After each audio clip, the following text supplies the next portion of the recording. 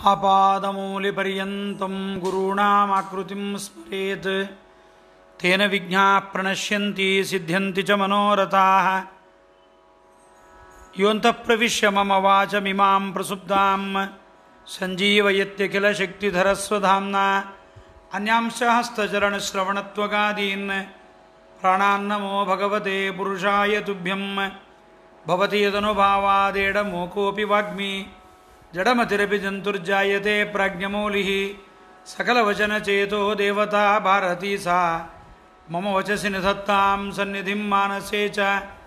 श्रीमतो राघवेन्द्रस्य नमामि पदपङ्कजे कामिताशेषकल्याणकलनाकल्पपादपौ जलज्येष्ठनिभाकारं जगदीशपदाश्रयं जगतीतलविख्यातं जगन्नाथगुरुन् भजे।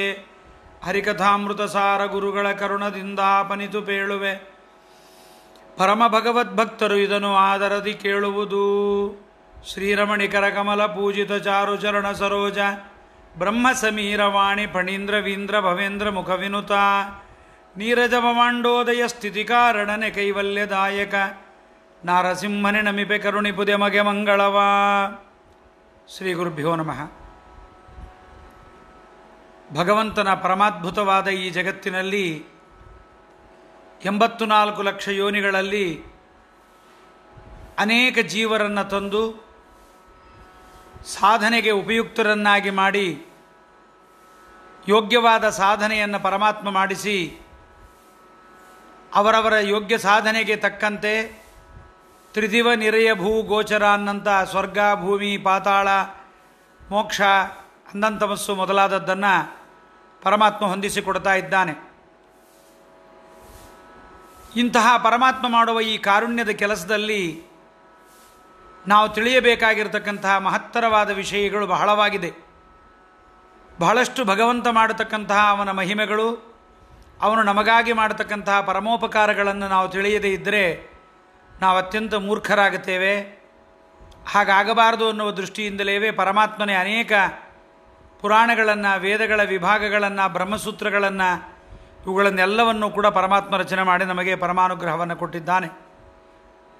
ಈ ಪುರಾಣಗಳ ಮತ್ತು ಇತಿಹಾಸಗಳ ಉಪನಿಷತ್ತುಗಳ ಸಾರವನ್ನು ಓದಿ ತಿಳಿಯಲಿಕ್ಕಾಗದೇ ಇರತಕ್ಕಂತಹ ಸಾಮಾನ್ಯರಾದ ಜನರನ್ನು ಉದ್ಧಾರ ಮಾಡಲಿಕ್ಕೋಸ್ಕರವಾಗಿ ತನ್ನ ಅನುಗ್ರಹಕ್ಕೆ ಪಾತ್ರರಾದ ಅನೇಕ ಸಜ್ಜನರನ್ನು ಈ ಕರ್ಮಭೂಮಿಯಾದ ಭಾರತದಲ್ಲಿ ಹುಟ್ಟಿಸಿ ಅವರನ್ನು ತನ್ಮೂಲಕವಾಗಿ ಅವರ ಮೂಲಕವಾಗಿ ನಮಗೆ ಅನುಗ್ರಹವನ್ನು ಮಾಡ್ತಾ ಇದ್ದಾನೆ ಪರಮಾತ್ಮ. ಅಂತಹ ಒಂದು ಭಗವಂತನ ಅನುಗ್ರಹವನ್ನು ತಿಳಿಸಿಕೊಡ್ತಕ್ಕಂತಹ ಒಂದು ಶ್ರೇಷ್ಠವಾದ ಕೃತಿರತ್ನವೇ ಹರಿಕಥಾಮೃತ ಸಾರ. ಈ ಹರಿಕಥಾಮೃತ ಸಾರದಲ್ಲಿ ಜಗನ್ನಾಥದಾಸರು ಪರಮಶ್ರೇಷ್ಠವಾದ ಅನೇಕ ಪ್ರಮೇಯಗಳ ವಿಷಯವನ್ನು ನಮಗೆ ಪುಂಖಾನುಪುಂಖವಾಗಿ ಕೊಡ್ತಾ ಇದ್ದಾರೆ. ಅದರಲ್ಲಿ ಪಂಚಮಹಾಯಜ್ಞ ಸಂಧಿಯನ್ನು ನಾವು ನೋಡ್ತಾ ಇದ್ದೇವೆ. ಈ ಪಂಚಮಹಾಯಜ್ಞ ಸಂಧಿಯಲ್ಲಿ ಜೀವರು ತಾವಾಗೇ ಸ್ವತಂತ್ರವಾಗಿ ತಾಯಿಯ ಹೊಟ್ಟೆಗೆ ಬರಲಿಕ್ಕಾಗೋದಿಲ್ಲ. ಒಂದು. ಎರಡನೇದ್ದಾಗಿ ನಮಗೆ ಜೀವನ ಸಾಕಾಗಿದೆ, ನಾವು ಮರಣವನ್ನು ಹೊಂದಿಬಿಡ್ತೇವೆ, ಸಾಕು ನಾವು ಎಲ್ಲಿಗಾದರೂ ಹೋಗ್ತೀವಿ ಅನ್ನಲಿಕ್ಕೂ ನಾವು ಸ್ವತಂತ್ರರಲ್ಲ. ಹುಟ್ಟು ಮತ್ತು ಸಾವು ಮತ್ತು ಜೀವನ ಯಾವುದೂ ಕೂಡ ನಮ್ಮದು ಸ್ವತಂತ್ರ ಅಲ್ಲ ಅನ್ನುವುದನ್ನು ನಮಗೆ ಶಾಸ್ತ್ರಗಳ ಅಧ್ಯಯನದಿಂದ, ನಮ್ಮ ಜೀವನದ ಅನುಭವಗಳಿಂದಲೂ ಕೂಡ ಇದು ನಮಗೆ ಅರಿವು ಬರ್ತಾ ಇದೆ. ಇಂತಹ ಒಂದು ಭಗವಂತನ ಸ್ವಾತಂತ್ರ್ಯದ ಒಳಗೆ ಸಿಲುಕಿರುವ ನಾವು ಪರಮಾತ್ಮ ಯಾವ ರೀತಿಯಲ್ಲಿ ಜೀವರನ್ನು ಸ್ವರ್ಗಾದಿಗಳಿಂದ ಪುಣ್ಯಭೂಮಿಯಾದ ಕರ್ಮಭೂಮಿಗೆ ಇಲ್ಲಿಗೆ ಕರೆತಂದು ಯಾವ ರೀತಿಯಲ್ಲಿ ಸಾಧನೆಯನ್ನು ಪರಮಾತ್ಮ ಮಾಡಿಸ್ತಾನೆ ಅನ್ನುವುದನ್ನು ತಿಳಿಸಲಿಕ್ಕೋಸ್ಕರವಾಗಿ ಜಗನ್ನಾಥದಾಸರು ಪಂಚಮಹಾಯಜ್ಞ ಸಂಧಿಯನ್ನು ಪ್ರಾರಂಭ ಮಾಡಿದ್ದಾರೆ. ಈ ಪಂಚಮಹಾಯಜ್ಞ ಸಂಧಿಯಲ್ಲಿ ಮುಖ್ಯವಾಗಿ ಜೀವರು ಸ್ವರ್ಗದಲ್ಲಿ ಪುಣ್ಯವನ್ನು ಅನುಭವಿಸಿದ ಮೇಲೆ ಮತ್ತೆ ಸಾಧನೆಯನ್ನು ಮಾಡಿಕೊಂಡು ಮೋಕ್ಷಾದಿ ಪುರುಷಾರ್ಥಗಳನ್ನು ಹೊಂದಬೇಕಾದರೆ ತಾವೇ ಈ ಭೂಮಿಗೆ ಬಂದು ತಾಯಿಯ ಗರ್ಭಕ್ಕೆ ಬಂದು ತಾವು ಸಾಧನೆಯನ್ನು ಮಾಡಿಕೊಳ್ಳಲಿಕ್ಕೆ ಸ್ವತಂತ್ರರಾಗಿಲ್ಲ. ಹಾಗಾಗಿ ಅಂತಹ ಶ್ರೇಷ್ಠವಾಗಿರತಕ್ಕಂತಹ ಸಾಧನೆಗೆ ನಮ್ಮನ್ನು ಪರಮಾತ್ಮನೇ ಕರೆತರ್ತಾನೆ. ಹೇಗೆ ಕರೆತರ್ತಾನೆ ಅನ್ನುವುದನ್ನು ಹಿಂದಿನ 6 ಪದ್ಯಗಳಲ್ಲಿ ಜನನಿ ಪಿತಭೂ ವಾರಿದಾಂಬರವೆನಿಸುವ ಪಂಚಾಗ್ನಿಯಲ್ಲಿ ದೇವತೆಗಳು ಜೀವನನ್ನು ಕರ್ಕೊಂಡು ಬಂದು ನಾನಾ ಭಾಗಗಳಲ್ಲಿ ಹೋಮವನ್ನು ಮಾಡುತ್ತಾರೆ ಎನ್ನುವ ವಿಚಾರವನ್ನು ತಿಳಿಸಿಕೊಟ್ಟಿದ್ದಾರೆ.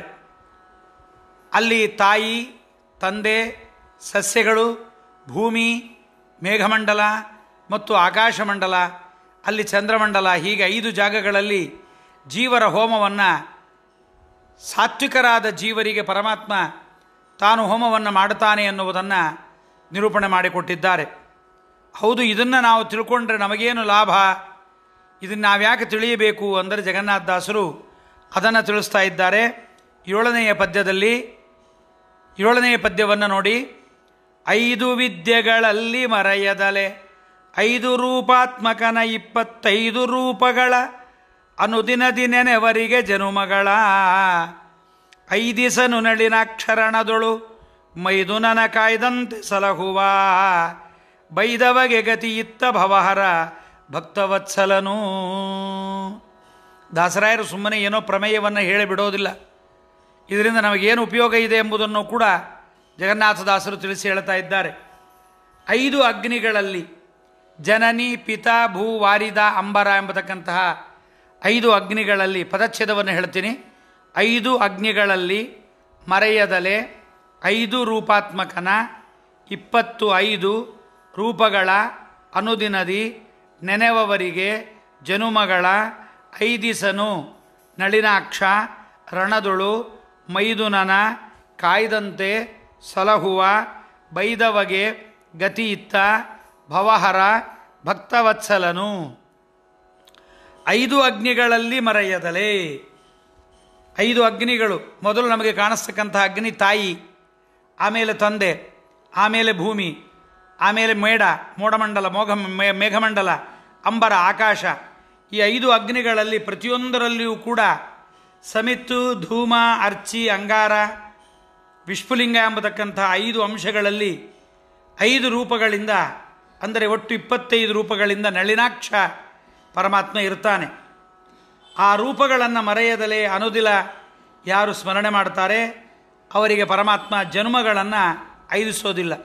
ಪುನಃ ಪುನಃ ಹೀಗೆ ತಾಯಿಯ ಗರ್ಭಕ್ಕೆ ಬರೋಣ, ಮಲಮೂತ್ರದ ವಾಸನೆ, ಅಲ್ಲಿರ್ತಕ್ಕಂಥ ಹುಳಗಳು ಕಚ್ಚೋಣ, ಅಜ್ಞಾನಕ್ಕೊಳಗಾಗೋಣ, ಭಗವಂತನ ವಿಸ್ಮರಣೆ, ನಾವು ಯಾತಕ್ಕೆ ಬಂದಿದ್ದೀವಿ ಅನ್ನೋದನ್ನು ಮರೆಯೋಣ, ಭೂಮಿಗೆ ಬಂದು ಭೂಲೋಕದಲ್ಲಿದ್ದ ಅನ್ನವನ್ನು ತಿಂದು ಅಜ್ಞಾನಕ್ಕೊಳಗಾಗೋಣ, ಇಲ್ಲಿ ಯಾರ್ಯಾರ್ದೋ ಅಭಿಮಾನದಲ್ಲಿ ಸಿಲುಕಿ ದುಃಖ ಪಡೋಣ, ಅದನ್ನು ಬಿಟ್ಟು ಹೋಗ್ಲಿಕ್ಕೆ ಆಗದೆ ದುಃಖ ಪಡೋಣ. ಇವೆಲ್ಲ ನಾನಾ ರೀತಿಯ ಏನೇನು ದುಃಖಗಳಿದೆಯಲ್ಲ, ಈ ಎಲ್ಲ ದುಃಖಗಳನ್ನು ನಾವು ಇದನ್ನು ಅನುದಿನದಲ್ಲಿ ಮರೆಯದಲೇ ಅನುದಿನ ನೆನೆವರಿಗೆ ಜನುಮಗಳನ್ನು 5 ಪರಮಾತ್ಮ ಇದನ್ನು ನೀವು ಸ್ಮರಣೆ ಮಾಡಿದರೆ, ಇದನ್ನು ಪಂಚವಿದ್ಯೋಪಾಸನೆಯನ್ನು ಮಾಡಿದರೆ 5 ಜಾಗದಲ್ಲಿ ದೇವತೆಗಳು ಹೇಗೆ ಜೀವರನ್ನು ತಂದು ಹೋಮ ಮಾಡ್ತಾರೆ, ಸೂಕ್ಷ್ಮ ದೇಹವನ್ನು ಹೊಂದಿಸಲಿಕ್ಕೆ ಹೇಗೆ ಮಾಡ್ತಾರೆ ದೇವತೆಗಳು ಅನ್ನೋದನ್ನು ತಿಳಿದರೆ ನಮಗೆ ಪುನಃ ಪರಮಾತ್ಮ ಜನ್ಮವನ್ನು ಅವನು ಕೊಡೋದಿಲ್ಲ. ಯಾಕೆಂದರೆ ಜನ್ಮ ಕೊಡೋದೇ ಅವನೇ, ಜನ್ಮವನ್ನು ಕಳೆಯೋದೇ ಅವನು. ಆದ್ದರಿಂದ ರಣದೊಳಗೆ ಮೈದುನನ ಕಾಯ್ದಂತೆ ಸಲಹುವನು. ರಣರಂಗದಲ್ಲಿ ಅರ್ಜುನನನ್ನು ಹೇಗೆ ನಾನಾ ವಿಧವಾಗಿರತಕ್ಕಂಥ ಆಪತ್ತುಗಳು ಬಂತು, ಆ ಆಪತ್ತುಗಳಿಂದ ಅವನನ್ನು ಹೇಗೆ ಕಾಪಾಡಿದನೋ ಹಾಗೆ ಅನುಗ್ರಹ ಮಾಡಿದ. ಅದರಂತೆ ಇನ್ನೊಂದು ದೇವರ ಬಗ್ಗೆ ಹೇಳ್ತಾರೆ, ಬೈದವನಿಗೂ ಸದ್ಗತಿ ಇತ್ತ ಭವಭಯಹರ ಭವಹರನಾದ ಭಕ್ತವತ್ಸಲಾದ. ಬೈದವರನ್ನೂ ಕೂಡ ಲೆಕ್ಕ ಮಾಡೋದಿಲ್ಲ, ಅಜ್ಞಾನಕ್ಕೊಳಗಾಗಿ ಬೈತಾರೆ ಅಂತ ತಿಳ್ಕೊಂಡು ಭಗವಂತ ಅನುಗ್ರಹವನ್ನು ಮಾಡ್ತಾನೆ ಎಂಬುದನ್ನು ನಮಗೆ ತಿಳಿಸಿಕೊಟ್ಟಿದ್ದಾರೆ. 5 ವಿದ್ಯೆಗಳಲ್ಲಿ 5 ಅಗ್ನಿಗಳಲ್ಲಿ 5 ರೂಪಾತ್ಮಕನ ನಳಿನಾಕ್ಷ ಕಮಲನಯನಾಗಿರತಕ್ಕಂಥ ಶ್ರೀಹರಿ ಜನನಿ, ಪಿತಾ, ಭೂ, ವಾರಿದ, ಅಂಬರ ಎಂಬತಕ್ಕಂಥ 5 ಅಗ್ನಿಗಳಲ್ಲಿ ಕ್ರಮವಾಗಿ ಅನಿರುದ್ಧ, ಪ್ರದ್ಯುಮ್ನ, ಸಂಕರ್ಷಣ, ವಾಸುದೇವ, ನಾರಾಯಣ ಎಂಬತಕ್ಕಂಥ ರೂಪಗಳಿಂದ ಇರ್ತಾನೆ ಅಂತ ಹಿಂದೆ ಹೇಳಿದ್ದೇವೆ. ಆ ಅಗ್ನಿಗಳ ಅಂಶಗಳಾದ ಸಮಿತ್ತು ಅಂದರೆ ಕಟ್ಟಿಗೆ, ಧೂಮ ಹೊಗೆ, ಅರ್ಚಿ, ಅಂಗಾರ, ವಿಷ್ಪುಲಿಂಗ, ಈ 5 ಅಗ್ನಿಗೆ ಸಮಿತ್ತನ್ನು ಹಾಕೋದು, ಹೊಗೆ ಬರೋದು, ಜ್ವಾಲೆ ಉರಿಯತಕ್ಕಂಥದ್ದು, ಕೆಂಡವಾಗೋದು, ಕಿಡಿಗಳ ಹಾರೋದು, ಇವುಗಳಲ್ಲಿ ಸಮಿತ್ತು, ಧೂಮ, ಅರ್ಚಿ, ಅಂಗಾರ, ವಿಷ್ಪುಲಿಂಗ ಎಂಬತಕ್ಕಂಥ 5 ಹೆಸರಿನ 5 ರೂಪಗಳಿಂದ ಪರಮಾತ್ಮ ಇರ್ತಾನೆ. ಈ 5 ರೂಪಗಳು ಅನಿರುದ್ಧ ಮುಂತಾದ 5 ಮೂಲ ರೂಪಗಳಿಂದ ವ್ಯಕ್ತವಾಗಿರ್ತಕ್ಕಂಥದ್ದು, ಅಂದರೆ ಅದರಿಂದಲೇ ಹೊರಗೆ ಬಂದಿರತಕ್ಕಂಥದ್ದು. ಒಟ್ಟು 25 ಭಗವದ್ಧರ ರೂಪಗಳು. ನೆನೆದವರಿಗೆ ಜನುಮಗಳನ್ನು ಐದಿಸನು. 25 ರೂಪಗಳನ್ನು ಮರೆಯದೇ ಅನುದಿನ ಹೀಗೆ ಪರಮಾತ್ಮನೇ ಇದ್ದು ನಮಗೆ ಜನ್ಮವನ್ನು ಕೊಡ್ತಾನೆ, ದೇಹವನ್ನು ಕೊಡ್ತಾನೆ ಎಂಬುದಾಗಿ ಯಾರು ತಿಳಿಯುತ್ತಾರೆ, ಶ್ರೀಹರಿ ಪುನರ್ಜನ್ಮವಿಲ್ಲದಂತೆ ಮಾಡ್ತಾನೆ, ಮೋಕ್ಷವನ್ನು ಅವರಿಗೆ ಕೊಡ್ತಾನೆ. ಇದೊಂದೇ ಅಲ್ಲ, ನಾವಿಲ್ಲಿ ಗಮನಿಸಬೇಕಾದ ಮತ್ತೊಂದು ಅಂಶ, ಯಜ್ಞಗಳಲ್ಲಿ ಹಿಂದಕ್ಕೆಲ್ಲ ಪಶುವನ್ನು ಅಲ್ಲಿ ಏನು ಮಾಡ್ತಾಯಿದ್ರು, ಆಹುತಿಯನ್ನಾಗಿ ಕೊಡ್ತಾಯಿದ್ರು. ಮೇಕೆಯನ್ನು, ಕುರಿಯನ್ನು ಮತ್ತು ಕುದುರೆಯನ್ನು ವಾಜಪೇಯಿ ಯಜ್ಞ ಇವುಗಳೆಲ್ಲ ಕೊಡ್ತಾಯಿದ್ರು. ಆ ಪ್ರಾಣಿಗೆ ನಾವು ಮಾಡ್ತಕ್ಕಂತಹ, ಮಾನವರು ಮಾಡತಕ್ಕಂಥ ಪವಿತ್ರವಾದ ಯಜ್ಞದಲ್ಲಿ ಆಹುತಿಯಾಗಿ ನಾನು ದೇವತೆಗಳಿಗೆ ತೃಪ್ತಿ ನೀಡ್ತಾ ಇದ್ದೀನಿ, ಅದರಿಂದ ನನಗೆ ಉತ್ತಮ ಜನ್ಮ ಬರುತ್ತೆ ಎಂಬತಕ್ಕಂಥದ್ದು ಆ ಪ್ರಾಣಿಗೆ ಅರಿವಿರೋದಿಲ್ಲ. ಈಗಿನ ಕಲಿಯುಗದಲ್ಲಿ ಅದನ್ನು ನಿಷೇಧ ಮಾಡಿದ್ದಾರೆ. ಯಾಕೆಂದರೆ ಆ ಪ್ರಾಣಿಗಳಿಗೆ ಬೇಕಾದಷ್ಟು ಪುಣ್ಯವನ್ನು ಕೊಡುವ ಯೋಗ್ಯತೆ ನಮ್ಮಲ್ಲಿಲ್ಲ, ಮಾನವರಲ್ಲಿ. ಇಂಥ ಕಲಿಯುಗದಲ್ಲಿ ಅಂಥದ್ದು ಬೇಡ ಅಂತ ನಿರಾಕರಣೆ ಮಾಡಿದ್ದಾರೆ. ಪಿಷ್ಟಪಶು ಅಂತ ಮಾಡಿದ್ದಾರೆ. ಹಿಟ್ಟಿನ ಪಶುವನ್ನು ಮಾಡಿ ಅದನ್ನೇ ಹೋಮದಲ್ಲಿ ಕೊಡಬೇಕೇ ಹೊರತು ಪ್ರತ್ಯಕ್ಷವಾದ ಪಶುವನ್ನು ಯಜ್ಞದಲ್ಲಿ ಕೊಡೋದು ಎಂಬತಕ್ಕಂಥದ್ದಿಲ್ಲ ಅಂತ ಹೇಳಿದ್ದಾರೆ. ಆ ಪಶುವಿಗೆ ಯಜ್ಞದಲ್ಲಿ ಈ ರೀತಿಯಾಗಿ ಆಹುತಿಯನ್ನು ಅದನ್ನು ಕಡಿದು ಕೊಡ್ತಕ್ಕಂಥದ್ದು, ವಪೆ ಮೊದಲಾದದ್ದನ್ನು, ಅದಕ್ಕೆ ನನಗೆ ಇದರಿಂದ ಸ್ವರ್ಗ ಆಗತ್ತೆ, ನನಗೆ ಉತ್ತಮ ಗತಿಯನ್ನು ಕೊಡ್ತಾರೆ ಎಂಬತಕ್ಕಂಥ ಜ್ಞಾನ ಅದಕ್ಕಿರೋದಿಲ್ಲ. ಆದರೂ ಕೂಡ ಆ ಪಶುವಿಗೆ ಏನಾಗತ್ತೆ ಅಂದರೆ ಅದಕ್ಕೆ ಉತ್ತಮವಾದ ಸ್ವರ್ಗ ಸಿಗತ್ತೆ ಅಂದಮೇಲೆ ಗೊತ್ತೇ ಇಲ್ಲದೆ ಇರತಕ್ಕಂತಹ ಆ ಒಂದು ಪಶುವಿಗೂ ಕೂಡ ಉತ್ತಮವಾದ ಜನ್ಮ ಬಂದ ಮೇಲೆ ಜೀವಹೋಮದಲ್ಲಿ ತಾನು ಆಹುತಿಯಾಗಿ 25 ರೂಪಗಳ ಹರಿಗೆ ತೃಪ್ತಿಯನ್ನು ನೀಡ್ತೀನಿ ಅಂತ ಶಾಸ್ತ್ರಗಳಲ್ಲಿ ಯಾರು ತಿಳ್ಕೊಳ್ತಾನೆ ಆ ಜ್ಞಾನಿಗೆ ಸ್ವರ್ಗವೇ ಏನು, ಮೋಕ್ಷವೂ ಕೂಡ ಅವನಿಗೆ ಸಿಗತ್ತೆ ಅಂತ ಪ್ರತ್ಯೇಕವಾಗಿ ನಾವು ಹೇಳಬೇಕಾದ್ದಿಲ್ಲ. ಆದ್ದರಿಂದ ತಾಯಿಯ ಗರ್ಭವಾಸದಲ್ಲಿರುವಾಗ ಉತ್ತಮ ಜೀವರು, ಉತ್ತಮರಾಗಿರ್ತಕ್ಕಂಥ ದೇವತೆಗಳು ಹೀಗೆ ಭಗವಂತನನ್ನ ಗರ್ಭದಲ್ಲಿದ್ದಾಗ ನೆನೆದು ಮೋಕ್ಷ ಭಾಗಿಗಳಾಗಿದ್ದನ್ನು ವಾಮದೇವ ಮುಂತಾಗಿರ್ತಕ್ಕಂಥ ಋಷಿಗಳು ನೋಡಿದ್ದಾರೆ ಎಂಬುದನ್ನು ಪುರಾಣಗಳಲ್ಲಿ, ಉಪನಿಷತ್ತುಗಳಲ್ಲಿ ನಿದರ್ಶನ ರೂಪವಾಗಿ ನಮಗೆ ಸ್ಪಷ್ಟವಾಗಿ ಹೇಳ್ತಾ ಇದ್ದಾರೆ. ಆದ್ದರಿಂದ ಜ್ಞಾನಿಗೆ ಹರಿ ಜನ್ಮಗಳನ್ನು ಕೊಡೋದಿಲ್ಲ. ಇದರ ಸ್ಮರಣೆಯನ್ನು ಪರಮಾತ್ಮನೇ ಕೊಟ್ಟು, 5 ವಿದ್ಯೆಗಳಲ್ಲಿ ಭಗವಂತನ ಸ್ಮರಣೆಯನ್ನು ಪರಮಾತ್ಮನೇ ಕೊಟ್ಟು ಆ ಜೀವನನ್ನು ಪರಮಾತ್ಮ ಉದ್ಧಾರ ಮಾಡ್ತಾನೆ. ಗರ್ಭವಾಸದಲ್ಲಿದ್ದಾಗ ನಮಗೆ ಅಜ್ಞಾನ ಇರುತ್ತೆ, ಸ್ಮರಣೆ ಮಾಡಲಿಕ್ಕಾಗಲ್ಲ ಅಂದರೂ ಪರವಾಗಿಲ್ಲ. ಹುಟ್ಟಿದ ಮೇಲಾದರೂ ಕೂಡ ಶಾಸ್ತ್ರಜ್ಞಾನದಿಂದ ದೇವತೆಗಳು ಮಾಡಿದ ಹೋಮದ ಫಲವಾಗಿ ನನಗೆ ಈ ಮಾನವ ಜನ್ಮ ಬಂದಿದೆ ನೋಡ್ರಿ. ಆಗ ಗರ್ಭವಾಸದಲ್ಲಿದ್ದಾಗಲಾಗಲಿ ಹಿಂದಕ್ಕಾಗಲಿ ನಾವು ಸ್ಮರಣೆ ಮಾಡದಿದ್ದರೂ ಪರವಾಗಿಲ್ಲ. ಈಗಂತೂ ದೇವರು ಒಳ್ಳೆಯ ಜನ್ಮ ಕೊಟ್ಟಿದ್ದಾನ, ಒಳ್ಳೆಯ ಗುರುಗಳು ಸಿಗ್ತಾ ಇದ್ದಾರಾ, ಶಾಸ್ತ್ರ ಗ್ರಂಥಗಳು ಸಿಗ್ತಾ ಇದೆಯಾ, ಒಳ್ಳೆಯ ಜ್ಞಾನ ಇದೆಯಾ, ಸಂಸಾರ ಬೇಡ ಎಂಬತಕ್ಕಂಥ ದುಃಖದ ಜ್ಞಾನವೂ ನಮಗಿದೆಯಲ್ಲ. ಇಷ್ಟೆಲ್ಲ ಇರುವಾಗ ಈ ಮಾನವ ಜನ್ಮ ಸಿಕ್ಕಿದಾಗ ಇಂಥ ಒಂದು ಮಾನವ ಜನ್ಮ ದೇವತೆಗಳು ಮಾಡಿದ ಹೋಮದ ಫಲ, ಪರಮಾತ್ಮ ಸಂಕರ್ಷಣ ಅನಿರುದ್ಧ ಪ್ರದ್ಯುಮ್ನ ವಾಸುದೇವ ನಾರಾಯಣಾತ್ಮಕನಾದ ಪರಮಾತ್ಮ ಇಲ್ಲೆಲ್ಲ ಇದ್ದು ನಮಗೆ ಅನುಗ್ರಹವನ್ನು ಮಾಡಿದ್ದಾನೆ ಎಂಬುದಾಗಿ ನಾವು ತಿಳಿದರೆ ಇಂಥ ಮಾನವ ಜನ್ಮವನ್ನು ನಾವು ಸದುಪಯೋಗಪಡಿಸಿಕೊಂಡು ಮೋಕ್ಷ ಭಾಗ್ಯಗಳಾಗತಕ್ಕಂಥ ವಿವೇಕವನ್ನು ತಂದುಕೊಂಡರೆ ಮೋಕ್ಷ ಖಂಡಿತವಾಗಿ ನಮಗೆ ಸಿಗತ್ತೆ. ಪುನಃ ತಾಯಿಯ ಗರ್ಭ ಮರಣಾದಿಗಳ ದುಃಖ ನಮಗಾಗೋದಿಲ್ಲ. ಹರಿ ಪರಮಾತ್ಮ ಅವನಿಗೆ ಜನ್ಮಗಳನ್ನು ಹೊಂದಿಸಿಕೊಡೋದಿಲ್ಲ. ಆದ್ದರಿಂದ ಪುಣ್ಯಕರ್ಮಗಳನ್ನು ಮಾಡಿರ್ತಕ್ಕಂತಹ ಜೀವ ಭೂಲೋಕದಲ್ಲಿ ಹಿಂದಿನ ಜನ್ಮದಲ್ಲಿ ಅನೇಕ ಪುಣ್ಯವನ್ನು ಮಾಡಿಬಿಟ್ಟಿರ್ತಾನೆ. ಯಜ್ಞ, ಯಾಗ, ದಾನ, ಧರ್ಮ, ಅನೇಕ ಪುಣ್ಯ ಕೆಲಸಗಳನ್ನು, ಕೆರೆ ಬಾವಿಗಳನ್ನು ಕಟ್ಟಿಸಿರ್ತಾನೆ. ಮಾಡಿರ್ತಕ್ಕಂಥ ಪುಣ್ಯವನ್ನು ಅನುಭವಿಸಲಿಕ್ಕೆ ಸ್ವರ್ಗಕ್ಕೆ ಹೋಗುತ್ತಾನೆ. ಸ್ವರ್ಗಕ್ಕೆ ಹೋದ ಮೇಲೆ ಸ್ವರ್ಗದ ಪುಣ್ಯವನ್ನು ಉಂಡು ತಿರುಗಿ ಭೂಮಿಯಲ್ಲಿ ಹುಟ್ಟಬೇಕು ಅಂತ ಅವನಿಗೆ ಅಪೇಕ್ಷೆ ಆಗುತ್ತೆ. ಯಾಕೆಂದರೆ ಸ್ವರ್ಗ ಸುಖದ ಅನುಭವ ಒಳ್ಳೆಯ ಪುಣ್ಯವನ್ನು ಮಾಡಿದ್ದರಿಂದ ಸಿಕ್ಕಿದೆ ಎನ್ನುವ ಜ್ಞಾನ ಇರುತ್ತೆ. ಅದಕ್ಕಾಗಿ ಅವನು ಪುನಃ ಹುಟ್ಟಬೇಕು ಅಂತಾನೆ. ಆದರೆ ಅದು ಅವನ ಕೈಯಲ್ಲಿ ಸ್ವತಂತ್ರವಾಗಿಲ್ಲ. ಸ್ವತಂತ್ರವಾಗಿ ತಾನೇ ಪುನಃ ಈ ಮಾನವ ಜನ್ಮಕ್ಕೆ ಬಂದು, ತಾಯಿಯ ಗರ್ಭಕ್ಕೆ ಬಂದು, ಪುನಃ ಒಳ್ಳೆಯ ಮಾನವ ಜನ್ಮದಲ್ಲಿ ಬಂದು ಪುನಃ ಪುಣ್ಯವನ್ನು ಮಾಡತಕ್ಕಂಥ ಸ್ವಾರಸ್ಯ ಯೋಗ್ಯತೆ ಅವನಿಗೆ ಸ್ವತಂತ್ರವಾಗಿರೋದಿಲ್ಲ. ಹಾಗೆ ಒಳ್ಳೆಯ ಪುಣ್ಯ ಜನ್ಮ ಅವನಿಗೆ ಬರಬೇಕು ಅಂದರೆ ದೇವತೆಗಳು ಅವನನ್ನು ಆಹುತಿಯನ್ನಾಗಿ ಮಾಡಿ 5 ಅಗ್ನಿಗಳಲ್ಲಿ ಹೋಮ ಮಾಡಬೇಕು. 5ನೇ ಅಗ್ನಿಯಾದ ತಾಯಿಯ ಗರ್ಭದಲ್ಲಿ ನವಮಾಸ ವಾಸ ಮಾಡಬೇಕು. ಬೇರೆ ಕಡೆಗಳಲ್ಲಿ ಎಷ್ಟೆಷ್ಟು ದಿವಸ ಇರ್ತಾನೆ ಅಂತ ಸ್ಪಷ್ಟತೆ ಇಲ್ಲ. ತಂದೆಯ ಗರ್ಭದಲ್ಲಿ ಮಾತ್ರ 3 ತಿಂಗಳು ವಾಸ ಮಾಡಿರ್ತಾನೆ ಜೀವ. ತಂದೆಯ ಗರ್ಭದಲ್ಲಿ 3 ತಿಂಗಳು ವಾಸ ಮಾಡಿ ತಾಯಿಯ ಗರ್ಭಕ್ಕೆ 9 ತಿಂಗಳು ಇರ್ತಾನೆ. ಒಟ್ಟು ಇವನು ಹುಟ್ಟುವ ದಿವಸಕ್ಕೆ 1 ವರ್ಷ ಎಂಬತಕ್ಕಂಥದ್ದಾಗಿರುತ್ತೆ. ಸ್ವರ್ಗದಲ್ಲಿ ಸುಖವಾಗಿ ವಾಸ ಮಾಡಿದಂತೆ ಸ್ವರ್ಗದಿಂದ ಸುಖವಾಗಿ ಹಿಂತಿರುಗಿ ಬರಲಿಕ್ಕೆ ಸಾಧ್ಯತೆ ಇಲ್ಲ ಅಂತ ತಿಳಿದಾಗ ಜೀವನಿಗೆ ವೈರಾಗ್ಯ ಬಂದುಬಿಡುತ್ತೆ. ಸ್ವರ್ಗದಲ್ಲಿ ಸುಖವಾಗಿ ವಾಸ ಮಾಡಿದಂತೆ ಸ್ವರ್ಗದಿಂದ ಸುಖವಾಗಿ ಹಿಂತಿರುಗಿ ಬರಲಿಕ್ಕೆ ಜೀವನಿಗೆ ಸಾಧ್ಯವಿಲ್ಲ ಅನ್ನುವುದು ಜ್ಞಾನ ಆಗಬೇಕು ಅವನಿಗೆ. ಆಗ ಅವನಿಗೆ ವೈರಾಗ್ಯ ಬರುತ್ತೆ. ಈ ವೈರಾಗ್ಯ ಏನಾಗತ್ತೆ, ಅಪರೋಕ್ಷಕ್ಕೆ ಸಾಧನವಾದ ಯಮನಿಯಮಾದಿ ಅಷ್ಟಾಂಗ ಯೋಗಗಳಲ್ಲಿ ಒಂದಾಗಿದೆ ವೈರಾಗ್ಯವೂ ಕೂಡ. 8 ಬಗೆಯ ಯಮದಲ್ಲಿ ವೈರಾಗ್ಯ, ಭಕ್ತಿ, ಶ್ರವಣ, ಮನನ, ನಿಧಿಧ್ಯಾಸನ, ಧಾರಣ, ಧ್ಯಾನ ಇವೆಲ್ಲ ಸಮಾಧಿಗಳು ಎಂಬತಕ್ಕಂಥ ಅಂಗ ಇರುತ್ತೆ. ಇದನ್ನು ಗರುಡ ಪುರಾಣ ಹೇಳ್ತಾ ಇದೆ. ಇತರ ಪುರಾಣಗಳಲ್ಲೂ ಹೇಗೆ ಹೇಳಿದ್ದಾರೆ. ಹೀಗೆ ವೈರಾಗ್ಯ ಅಪರೋಕ್ಷ ಜ್ಞಾನದ್ವಾರ ಮೋಕ್ಷ ಸಾಧನ ಎಂಬತಕ್ಕಂಥದ್ದಾಗತ್ತೆ. ಆದ್ದರಿಂದ ಪರಮಾತ್ಮ ಈ ಉಪಾಸಕನಿಗೆ ಜನ್ಮಗಳನ್ನು ಕೊಡೋದಿಲ್ಲ.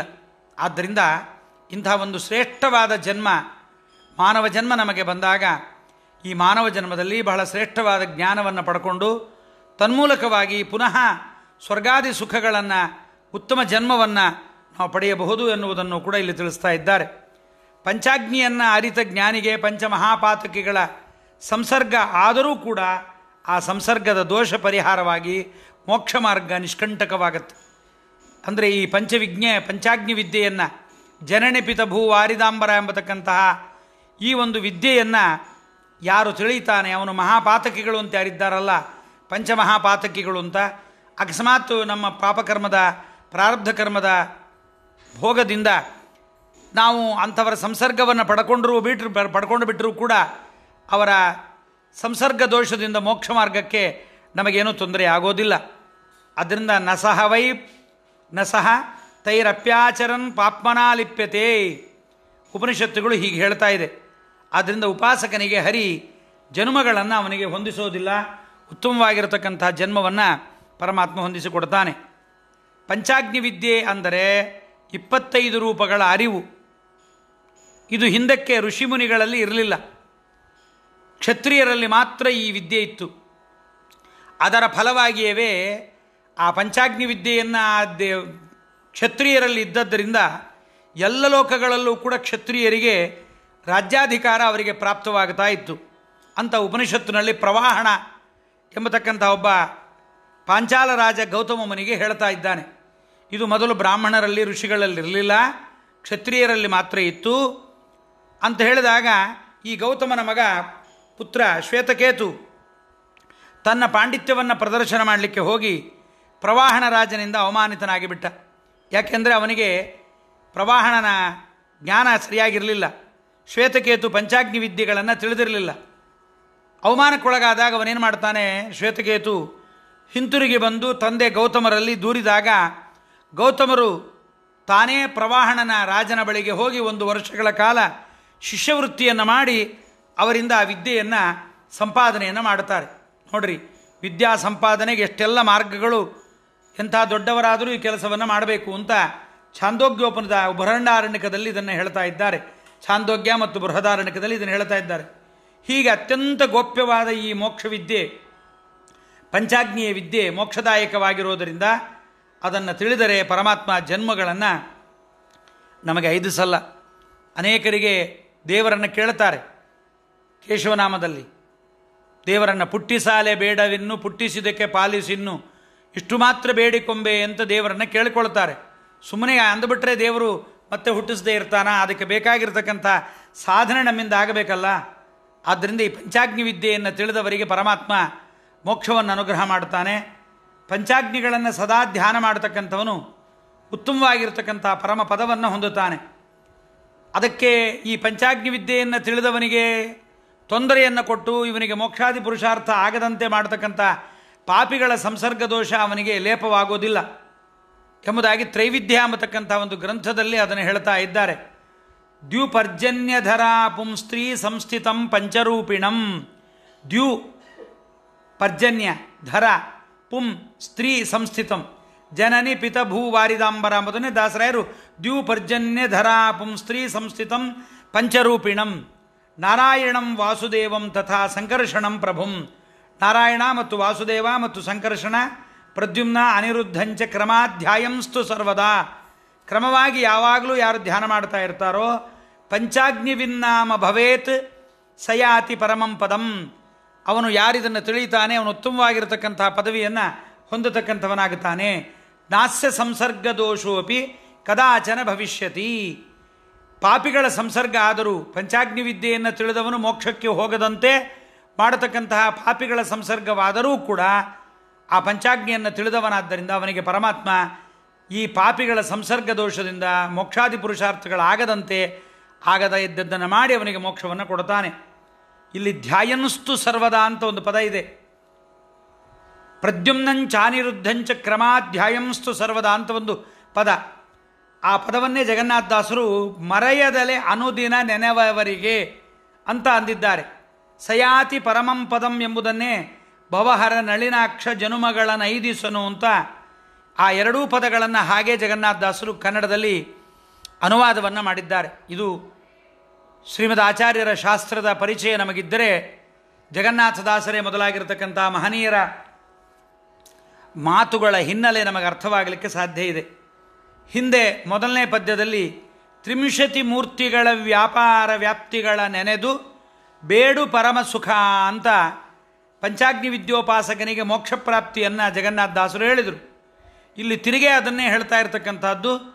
ರಣದೊಳು ಮೈದುನನ ಕಾಯ್ದಂತೆ ಬೈದವಗೆ ಗತಿ ಇತ್ತ ಅಂತ ಉದಾಹರಣೆಗಳ ಮೂಲಕವಾಗಿ ಅದೇ ವಿಚಾರವನ್ನೇ ಸಮರ್ಥನೆ ಮಾಡ್ತಾ ಇದ್ದಾರೆ ಜಗನ್ನಾಥದಾಸರು. ಹಿಂದೆ ಹೇಳಿದ ವಿಚಾರವನ್ನೇ ಪುನಃ ಸಮರ್ಥನೆ ಮಾಡ್ತಾ ಇದ್ದಾರೆ. ರಣದೊಳು ಮೈದುನನ ಕಾಯ್ದಂತೆ ಸಲಹುವ. ಅರ್ಜುನ ಶ್ರೀಕೃಷ್ಣನಿಗೆ ತಂಗಿಯಾದ ಸುಭದ್ರೆ, ಗಂಡನಾದ್ದರಿಂದ ಮೈದುನ ಅರ್ಜುನ, ಅವನನ್ನು ಕುರುಕ್ಷೇತ್ರ ಯುದ್ಧದ ರಣಾಂಗಣದಲ್ಲಿ ಪರಮಾತ್ಮ ಬಹಳ ಬಾರಿ ಕಾಪಾಡಿದ್ದಾನೆ ಅಂತ ಹೇಳ್ತಾ ಇದ್ದಾರೆ. ಅನೇಕ ಪಾಪಿಗಳ ಸಂಸರ್ಗವಾದರೂ ಕೂಡ ಅವರಿಗೆ ಅನುಗ್ರಹವನ್ನು ಮಾಡುತ್ತಾನೆ. ಇದು ಪಂಚಾಗ್ನಿ ವಿದ್ಯೆಯ ವೈಶಿಷ್ಟ್ಯ. ರುಕ್ಮಿಣಿಯ ಅಣ್ಣ ರುಕ್ಮಿ ಅಂತ, ಕೃಷ್ಣನಿಗೆ ಮೈದುನ, ಆತ ಮಹಾಪಾಪಿ. ಜರಾಸಂಧಾದಿಗಳ ಪಾಪಿಗಳ ಜೊತೆಗಿದ್ದರೂ ಕೂಡ ಕೃಷ್ಣನಿಂದ ರುಕ್ಮಿಣಿಯನ್ನು ಕಿತ್ತುಕೊಂಡು ಬರ್ತೀನಿ ಅಂತ ಹೇಳಿ ಪ್ರತಿಜ್ಞೆ ಮಾಡಿ ದಾರಿಯಲ್ಲಿ ಕೃಷ್ಣನನ್ನು ಎದುರಿಸಿ ಯುದ್ಧ ಮಾಡಲಿಕ್ಕಾಗದೆ ಸೋತು ಕೈಸರೆಯಾಗಿಬಿಟ್ಟ, ಕೃಷ್ಣನಿಗೆ ಸಿಕ್ಕಿಬಿಟ್ಟ. ಆಗ ರುಕ್ಮಿಣಿ ಕೇಳಿಕೊಂಡ್ಲು, ನಮ್ಮ ಅಣ್ಣನನ್ನು ಕೊಲ್ಲಬೇಡ ಅಂತ. ಆಗ ರುಕ್ಮಿಣಿ ಲೋಕರೀತಿಯಿಂದ ಕೃಷ್ಣನಲ್ಲಿ ಕೇಳಿಕೊಂಡಿದ್ದಕ್ಕೆ ಕೃಷ್ಣ ಅವನನ್ನು ಜೀವಸಹಿತ ಬಿಟ್ಟುಬಿಟ್ಟ. ಆದರೆ ರುಕ್ಮಿಣಿಯ ತಲೆಯನ್ನು ಬೋಳಿಸಿ ಪರಮಾತ್ಮ 5 ಕಡೆ ಕೂದಲನ್ನು ಬಿಟ್ಟು ಪಂಚಚೂಡ ಅಂತ ಮಾಡಿ ಅವನನ್ನು ಕಳಿಸಿಬಿಟ್ಟ. ರುಕ್ಮಿಣಿಯ ಅಣ್ಣ ಅವಮಾನಕ್ಕೊಳಗಾಗಿ ತಾನು ಭೀಷ್ಮಕರಾಜನ ನಗರಕ್ಕೆ ಹೋಗಲಿಲ್ಲ, ಕುಂಡಿನಪುರಕ್ಕೆ ಹಿಂದಿರಕ್ಕೆ ಹೋಗದೆ ಭೋಜಕಟ ಎಂಬತಕ್ಕಂಥ ಜಾಗದಲ್ಲಿ ವಾಸ ಮಾಡಿದ. ಮುಂದೆ ರುಕ್ಮಿಯ ಮಗಳಾಗಿರತಕ್ಕಂಥ ರುಕ್ಮವತಿಯನ್ನು ಕೃಷ್ಣ ತನ್ನ ಮಗನಾಗಿರತಕ್ಕಂಥ ಪ್ರದ್ಯುಮ್ನನಿಗೆ ಪತ್ನಿಯನ್ನಾಗಿ ಸ್ವೀಕಾರ ಮಾಡಿದ. ಒಂದು ದಿವಸ ರುಕ್ಮಿ ಬಲರಾಮನ ಜೊತೆಗೆ ಪಗಡೆಯಾಡ್ತಾ ಇದ್ದಾಗ ಬಲರಾಮನನ್ನು ರೇಗಿಸಿ ಶಿಶುಪಾಲ ಮೊದಲಾಗಿರತಕ್ಕಂಥವರೆಲ್ಲ ಬಲರಾಮ ಸೋತ ಅಂತ ಬೇಕಂತ ಅಂದಾಗ ಬಲರಾಮ ಕೋಪದಿಂದ ತನ್ನ ನೇಗಲಿನಿಂದ ಹೊಡೆದಾಕಿಬಿಡ್ತಾನೆ ರುಕ್ಮಿಯನ್ನು.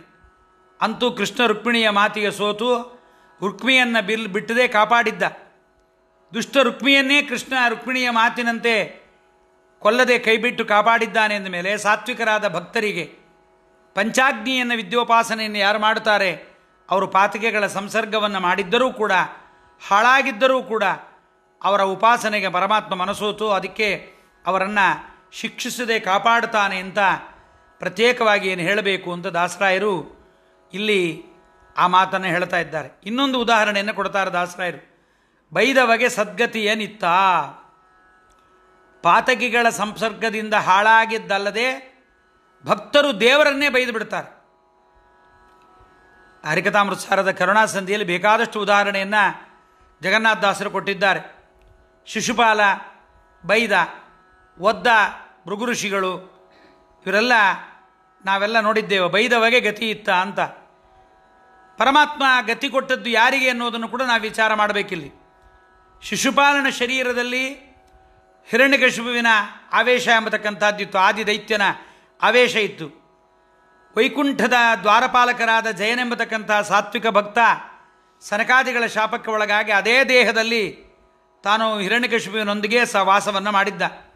ಅವನ ಸಂಸರ್ಗದಿಂದ ದೇವರನ್ನು ಬೈಯೋದು, ಭಗವದ್ಭಕ್ತರ ನಿಂದನೆ ಮಾಡೋದು, ಗೋವುಗಳನ್ನು ಕೊಲ್ಲೋದು, ವೇದಗಳ ನಿಂದನೆ ಮಾಡೋದು, ಧರ್ಮದ ನಿಂದನೆ ಮಾಡೋದು, ಯಜ್ಞಯಾಗಾದಿಗಳನ್ನು ಕೆಡಿಸೋದು ಇವೆಲ್ಲವನ್ನು ಮಾಡ್ತಾ ಇದ್ದ. ಕೃಷ್ಣನನ್ನು 100 ಬಾರಿಯೂ ಬೈದು ಬಿಟ್ಟ. ಆದರೂ ಪರಮಾತ್ಮ ಅವನನ್ನು ಕೊಂದು ಹಿರಣ್ಯಕಶಿಪುವಿನ ಸಂಸರ್ಗಕ್ಕೆ ಒಳಗಾಗಿದ್ದರೂ ಕೂಡ ಮುಕ್ತನನ್ನಾಗಿ ಮಾಡಿ ತನ್ನ ಉದರದಲ್ಲಿ ಅವನನ್ನು ಇಟ್ಟುಕೊಂಡು ಪರಮಾತ್ಮ ಅನುಗ್ರಹವನ್ನು ಮಾಡಿದ. ಅದಕ್ಕೆ ದಾಸರಂತಾರೆ, ಬೈದವಗೆ ಸದ್ಗತಿಯೇನಿತ್ತ.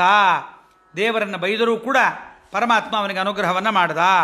5 ವಿದ್ಯೆಗಳಲ್ಲಿ ಮರೆಯದಲೆ 5 ರೂಪಾತ್ಮಕನ 25 ರೂಪಗಳ ಅನುದಿನದಿ ನೆನೆವವರಿಗೆ ಜನುಮಗಳ 5 ನಳಿನಾಕ್ಷ ರಣದೊಳು ಮೈದುನನ ಕಾಯ್ದಂತೆ. ಒಂದು ಉದಾಹರಣೆ, ರಣದೊಳು ಮೈದುನನ ಕಾಯ್ದಂತೆ. ಕರ್ಣನ ಅನೇಕ ಬಾಣಗಳಿಂದ, ಭೀಷ್ಮರ ಬಾಣಗಳಿಂದ ಮೈದುನನ ಕಾಯ್ದಂತೆ ದೇವರನ್ನೇ ಬೈತಾ ಇದ್ದ ಅರ್ಜುನ. ದೇವರಿಗೆಲ್ಲ ಕೆಲಸ ಹೇಳ್ತಾ ಇದ್ದ. ದೇವರ ಮಹಿಮೆ ಗೊತ್ತಿರಲಿಲ್ಲ. ಆದರೂ ಪರಮಾತ್ಮ ಮೈದುನನ ಕಾಯ್ದಂತೆ. ಮೈದುನಿಗೆ ಬಂದ ಅಪರಾಧ ಏನೇನು ಬಂದಂತು, ರಣದೊಳಗೆ ಮೈದುನನ ಕಾಯ್ದಂತೆ ಅಂದರೆ ಅರ್ಜುನನೇ ಇಟ್ಕೊಳ್ಳೋದು ಬಹಳ ಸಾಂಗತ್ಯವಾಗತ್ತೆ. ಬಹಳಷ್ಟು ಕೆಲಸಗಳನ್ನು ಅರ್ಜುನ ದೇವರಿಗೆ ಬೈತಾನೆ, ಮಾಡ್ತಾನೆ. ಕೊನೆಗೆ ಯಾವಾಗ ವಿಶ್ವರೂಪವನ್ನು ನೋಡ್ತಾನೆ, ಭಗವಂತನ ವಿಶ್ವರೂಪವನ್ನು ನೋಡಿದ ಅರ್ಜುನ ಸೋತು ದೇವರಿಗಂತಾನೆ, ಸಖೇತಿ ಮತ್ವಾ ಪ್ರಸಭಂ ಯದುಕ್ತಂ ಹೇ ಕೃಷ್ಣ ಹೇ ಯಾದವ ಹೇ ಸಖೇತಿ ಅಜಾನತಾ ಮಹಿಮಾನಂ ತವೇದಂ ಮಯಾಪರಾಧಾತ್ ಪ್ರಣಯೇನ ವಾಪಿ. ದೇವರನ್ನು ಕೇಳ್ತಾನೆ, ಸ್ವಾಮಿ ನಿನ್ನ ಮಹಿಮೆ ಏನು ಅಂತ ಗೊತ್ತಾಗಲಿಲ್ಲ, ನೀನು ಯಾರು ಅಂತ ಗೊತ್ತಾಗಲಿಲ್ಲ, ಜಗದೊಡೆಯ ಪ್ರಭು ಅಂತ ನೀ ಗೊತ್ತಾಗದೆ ನಾನಾ ಮಾತುಗಳನ್ನು ನಿನಗೋಸ್ಕರವಾಗಿ ಆಡಿಬಿಟ್ಟೆ, ನನ್ನನ್ನು ಕ್ಷಮಿಸು ಅಂತೆಲ್ಲ ಅರ್ಜುನ ಬೇಡಿಕೊಳ್ತಾನೆ ಪರಮಾತ್ಮನನ್ನು. ಕರ್ಣ ಬಿಟ್ಟ ಬಾಣ, ಎಲ್ಲಿಗೋ ಗುರಿ ಇಟ್ಟಿದ್ದ ಕರ್ಣ ತಲೆ ಹೋಗಬೇಕು ಅಂತ ರಥವನ್ನು ಒತ್ತಿ ಅನುಗ್ರಹವನ್ನು ಮಾಡಿದ ಕರ್ಣನ ಬಾಣದಿಂದ. ಕೊನೆಗೆ ಯುದ್ಧ ಎಲ್ಲ ಮುಗಿದ ಮೇಲೆ ಪರಮಾತ್ಮ ತಾನು ಕೆಳಗಿಳಿದು ಅರ್ಜುನನನ್ನು ಮೊದಲಿಳಿಸಿ ತಾನು ನಂತರ ಇಳಿದು ರಥ ಬೆಂಕಿಗೆ ಬಿದ್ದದ್ದನ್ನು ತೋರಿಸಿದ. ನಾನು ಕೂತಿದ್ದರಿಂದ ನೀನು ಬದುಕಿದ್ದಿ ಎಂಬುದನ್ನು ಕೂಡ ಪರಮಾತ್ಮ ಅರ್ಜುನನಿಗೆ ತಾನು ತೋರಿಸಿದ್ದಾನೆ. ಹೀಗೆ ರಣದೊಳು ಮೈದುನನ ಕಾಯ್ದಂತೆ ಸಲಹುವ ಬೈದವಗೆ ಗತಿ ಇತ್ತ ಭವಹರ ಭಕ್ತವತ್ಸಲ. ಆ ಪರಮಾತ್ಮನ ಸ್ಮರಣೆ ಮಾಡಿದರೆ ಭವಹರ ಬೈದವರಿಗೂ ಅನುಗ್ರಹವನ್ನು ಮಾಡ್ತಾನೆ. ಇದನ್ನು ಜಗನ್ನಾಥದಾಸರು ದೇವರ ಕಾರುಣ್ಯ ಅಂತಾರೆ. ದೇವರ ಜೊತೆಗೆ ನಾವಿದ್ದು ದೇವರ ವಿಸ್ಮರಣೆ ಮಾಡಿ ದೇವರನ್ನು ವಿಸ್ಮರಣೆ ಮಾಡೋದಲ್ಲದೆ ನಾವು ಮಾಡುವ ದೊಡ್ಡ ಕೆಲಸ, ದೇವರು ಮಾಡುವ ಕೆಲಸಗಳನ್ನು ನಾವು ಮಾಡಿದ್ದೀವಿ ಅಂತ ಹೇಳ್ಕೊಂಡು ತಿರುಗುತ್ತೀವಿ ನೋಡ್ರಿ. ಇದರಂಥ ದೊಡ್ಡ ಅಪರಾಧ ಮತ್ತೊಂದಿಲ್ಲ. ಅಂಥದ್ದನ್ನು ನಾವು ಅದನ್ನು ಕೂಡ ದೇವರಿಗೆ ಬೈದಂತೆ ಬೈದವಗೆ ಗತಿ ಇತ್ತ. ಹಾಗೆ ನಮ್ಮನ್ನು ದೇವರನ್ನು ಬೈತಾ ಇದ್ದರೂ ಕೂಡ ದುಷ್ಟರ ಸಂಸರ್ಗದಿಂದ, ಪಾಪದ ಸಂಸರ್ಗದಿಂದ ಕೆಟ್ಟಿದ್ದಾರೆ. ಇವರು ಸ್ವತಃ ನನ್ನ ದುಷ್ಟಭಕ್ತರಲ್ಲ, ಸಾತ್ವಿಕರಾದ ಭಕ್ತರು ಅಂತ ತಿಳಿದು ಅನುಗ್ರಹವನ್ನು ಪರಮಾತ್ಮ ಮಾಡ್ತಾನೆ. ಭವಹರ ಭಕ್ತವತ್ಸಲನು. ಅಂಥ ಪರಮಾತ್ಮ ಗರುಡನಲ್ಲೂ ತಾನಿರ್ತಾನೆ. ಪರಮಾತ್ಮ ಗರುಡನಲ್ಲಿದ್ದು ವಾಯುದೇವರಲ್ಲಿದ್ದು ಅನುಗ್ರಹವನ್ನು ಪರಮಾತ್ಮ ಮಾಡ್ತಾನೆ. ಹೀಗೆ ಪರಮಾತ್ಮ ಎಲ್ಲರ ಒಳಗಿದ್ದು ಅನುಗ್ರಹವನ್ನು ಮಾಡ್ತಾನೆ ಎಂಬುದಕ್ಕಂಥದ್ದನ್ನು ಪರಮಾತ್ಮ ಪ್ರಾಣಾಗ್ನಿಯನ್ನು ವಾಯುದೇವರು ತೊಗೊಂಡು ಕೊಟ್ಟಿದ್ದನ್ನು ಪರಮಾತ್ಮ ಸ್ವೀಕರಿಸುತ್ತಾನೆ. ಆದ್ದರಿಂದ ಅಂತಹ ಪರಮಾತ್ಮನನ್ನು ಚಿಂತನೆ ಮಾಡಿದರೆ ಶ್ರೀ ಹರಿಗುರುವಿನ ಮೂಲಕವಾಗಿ ಅನುಗ್ರಹ ಮಾಡೋದರಿಂದ ಗುರು ಪವಮಾನನ ಮೂಲಕವಾಗಿ ಉಪಾಸಕನಿಗೆ ಮೋಕ್ಷವನ್ನು ನೀಡುತ್ತಾನೆ. ಭವಹರ ಪರಮಾತ್ಮನಾಗುತ್ತಾನೆ. ಭಕ್ತವತ್ಸಲನಾಗಿ ಪಂಚಾಗ್ನಿಗಳ ಜ್ಞಾನವನ್ನು ಅವನೇ ಕೊಡ್ತಾನೆ. ನಾವು ಪಡ್ಕೊಂಬೋದಲ್ಲ, ನಾವು ಪಡ್ಕೊಂಬಿಟ್ಟಿವಿ ಜ್ಞಾನವನ್ನು.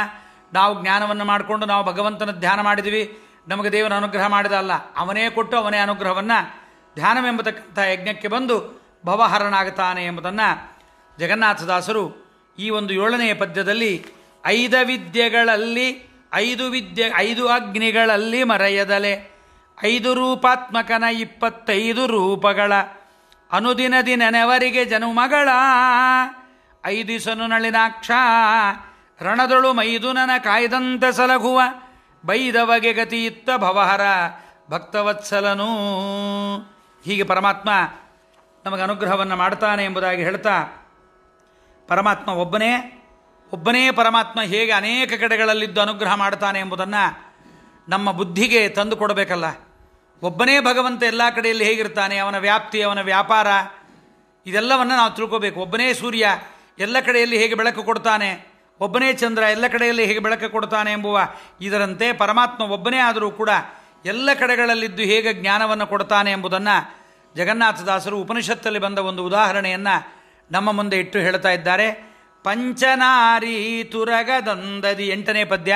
ಪಂಚನಾರಿ ತುರಗದಂದದಿ ಪಂಚರೂಪಾತ್ಮಕನು ತಾ ಷಟ್ಪಂಚರೂಪವಧರಿಸಿ ತತ್ತನ್ನಾಮದಿಂ ಕರೆಸಿ ಪಂಚಪಾವಕ ಮುಖದಿ ಗುಣಮಯ ಪಂಚಭೂತಾತ್ಮಕ ಶರೀರವ ಪಂಚವಿಧ ಜೀವರಿಗೆ ಕೊಟ್ಟು ಅಲ್ಲಲ್ಲೇ ರಮಿಸುವನು. ಪದಚ್ಛೇದ. ಪಂಚನಾರಿ ತುರಗ ದಂದದಿ ಪಂಚರೂಪಾತ್ಮಕನು ತಾ ಷಟ್ ಪಂಚರೂಪವ ಧರಿಸಿ ತತ್ತತ್ ನಾಮದಿಂ ಕರೆಸಿ ಪಂಚಪಾವಕ ಮುಖದಿ ಗುಣಮಯ ಪಂಚಭೂತಾತ್ಮಕ ಶರೀರವ ಪಂಚವಿಧ ಜೀವರಿಗೆ ಕೊಟ್ಟು ಅಲ್ಲಲ್ಲೇ ರಮಿಸುವನು. ಪಂಚನಾರಿ ತುರಗ, ನವನಾರಿ ಕುಂಜರ, ಇವಾಗಲೇ ನವನಾರಿ ಕುಂಜರವನ್ನು ಹೇಳಿದರು. ಈಗ ಇಲ್ಲಿ ಪಂಚನಾರಿ ತುರಗವನ್ನು ಹೇಳ್ತಾ ಇದ್ದಾರೆ. ಪಂಚನಾರಿ 5 ಜನ ಸ್ತ್ರೀಯರು ತುರಗದಂತೆ ಒಂದು ಕುದುರೆಯಂತೆ ಕಾಣಿಸ್ತಾರೆ. ಪಂಚರೂಪಾತ್ಮಕನಾದ ಶ್ರೀಹರಿ ತಾನೇ 30 ರೂಪಗಳನ್ನು ಧಾರಣ ಮಾಡಿ ಆಯಾ ಹೆಸರುಗಳಿಂದ ಕರೆಸಿಕೊಂಡು ಪಂಚಾಗ್ನಿಗಳ ಮೂಲಕವಾಗಿ ತ್ರಿಗುಣಮಯವಾದ ಪಾಂಚಭೌತಿಕ ಶರೀರವನ್ನು ಪಂಚವಿಧರಾದ ಮುಕ್ತಿಯೋಗ್ಯರು ಆ ಜೀವರಿಗೆ ಕೊಟ್ಟು ಆಯಾ ಶರೀರಗಳಲ್ಲೇ ಇದ್ದು ನಮ್ಮನ್ನು ಪರಮಾತ್ಮ ಸಂತೋಷಪಡಿಸ್ತಾನೆ ಅಂತ ಈ ಪದ್ಯದ ಸಾಮಾನ್ಯವಾದ ತಾತ್ಪರ್ಯ. ಇನ್ನು ಮುಂದೆ ಹೋದರೆ ಪಂಚನಾರಿ ತುರಗದಂದದಿ ಅಂತ ಶಬ್ದದ ಅರ್ಥಕ್ಕೆ ಹೋದರೆ ಪರಮಾತ್ಮ ಒಬ್ಬನೇ, ಆದರೆ ಅವನ ರೂಪ ಬಹಳ ಹಲವು. ಅಷ್ಟೇ ಅಲ್ಲ, ಆ ರೂಪಗಳಲ್ಲಿ ಪ್ರತಿಯೊಂದರಲ್ಲೂ ಕೂಡ ಪರಮಾತ್ಮ ಒಂದು ರೂಪದಲ್ಲಿ ಹಲವು ರೂಪವನ್ನು ಧಾರಣ ಮಾಡಿರ್ತಾನೆ. ಹಲವು ರೂಪಗಳು ಸೇರಿ ಒಂದು ರೂಪ ಆಗತ್ತೆ. ಆ ಒಂದು ರೂಪವಾಗಲಿ ಹಲವು ರೂಪವಾಗಲಿ ಬೇರೆ ಬೇರೆ ಪರಮಾತ್ಮ ಅಲ್ಲ, ಒಬ್ಬನೇ ಪರಮಾತ್ಮನೇ. ಪರಸ್ಪರವಾಗಿಯೂ ಬೇರೆ ಅಲ್ಲ. ನೇಹ ನಾನಾಸ್ತಿ ಕಿಂಚನ ಅಂತ ಒಬ್ಬನೇ ಪರಮಾತ್ಮ ಬಹುರೂಪಿಯಾಗಿ ಒಂದರಲ್ಲಿ ಸೇರಿ ಬಹುರೂಪಿಯಾಗಿ ನಮಗೆ ಪರಮಾತ್ಮ ಒಂದೇ ರೂಪವಾಗಿ ಕಾಣಿಸ್ತಾನೆ. ನೇಹ ನಾನಾಸ್ತಿ ಕಿಂಚನ ಎಂಬತಕ್ಕಂಥ ಶ್ರುತಿಯೂ ಕೂಡ ಇದನ್ನೇ ಹೇಳ್ತಾ ಇದೆ.